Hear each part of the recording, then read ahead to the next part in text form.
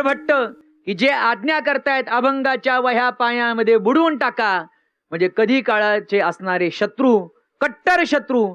पण आता मात्र जगद्गुरु तुकाराम महाराजांचा अनुभव प्रचिती आल्यानंतर तुकाराम महाराजांचे जे काही प्रमुख 14 टाळकरी आहेत, त्या 14 टाळकऱ्यांमध्ये प्रथम क्रमांकाचे टाळकरी म्हणून ज्यांना मान मिळावा ते असणारे कोण जर असतील तर ते रामेश्वर भट्ट वाघोलीकर. विठाला.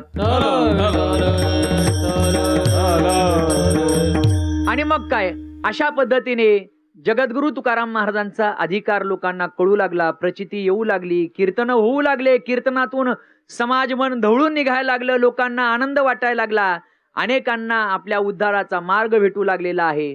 लक्षात घ्या, कीर्तन करणारे जगद्गुरु तुकाराम महाराज, आमच्यासारखे सामान्य विद्यार्थी त्यांच्या अभंगावर कीर्तन करतात तर लोक भारावून जातात. तर साक्षात जगद्गुरु तुकाराम महाराज कीर्तन करत असतील तर त्यावेळेस काय प्रसन्न वातावरण असेल. एक उदाहरण सांगतो. जगद्गुरु तुकाराम महाराजांचं कीर्तन विठ्ठल मंदिरामध्ये चालू असावं, लोक अगदी शांत चित्ताने कीर्तनाच्या आनंदामध्ये समरस झालेले आहे, देहभान विसरून गेलेले आहेत. आणि देहभान विसरून गेले असताना पूर्वीच्या काळी रात्रीच्या वेळेला उजेड पडावा याकरता मशाल लावली जायची, मशाल पेटवली जायची, आणि ती मशाल घेणारे त्यांना मशालजी म्हटलं जायचं.